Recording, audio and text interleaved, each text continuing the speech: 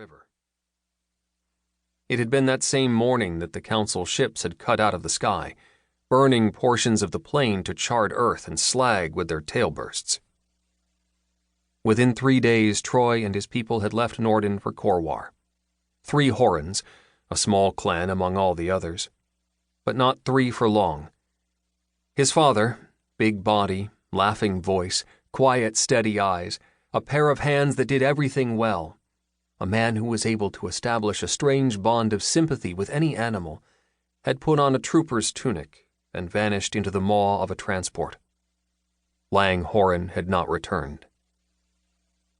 After that, the big cough had hit the Dipple, leaving only Troy Horan, a lanky adolescent who inherited skills and desires for which there was no need on Korwar.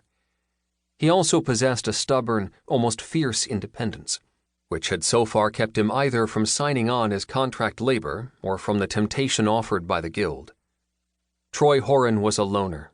He did not take orders well, and since his mother's death, he had no close attachments in the Dipple. There were few left there now who had come from Norton. The men had volunteered as troopers, and for some reason, their families had been particularly susceptible to the cough.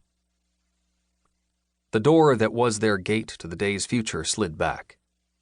Men stood away from the wall, got up. Mechanically, Troy made a brushing gesture down the length of his thin torso, though nothing would restore a vestige of trimness to his clothing. Spacers' breeches, fifth hand, clean enough, but with their sky blue now a neutral, dusty gray. Spacers' boots, a little wide for his narrow feet, the magnetic insets clicking as he walked. An upper tunic that was hardly more than a sleeveless jerkin, all in contrast to the single piece of his old life that he wore pulled tight about his flat middle. That wide belt of a Norton rider was well oiled, every one of its silver studs polished and free of tarnish. Those studs formed a design that was Troy's only heritage. If he ever rode the grass plains again, with Tupan galloping ahead, well, those Tupan might bear that same pattern on their cream-white hides. Lang Horan had been range master and brand owner. Because he was young, tough, and stubborn, Troy was well to the fore of the line at the mechanical assigner.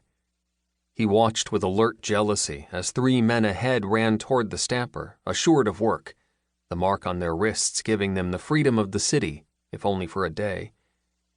Then he was facing that featureless, impersonal Mike himself. Horan, Class 2, Norton, lawful work.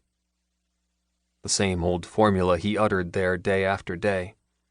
He stood, his feet a little apart, balancing as if the machine were an opponent ready for battle. Under his breath, he counted 5 quickly, and a tiny hope was born. Since he had not been rejected at once, the assigner did have some request that might be matched by his meager qualifications.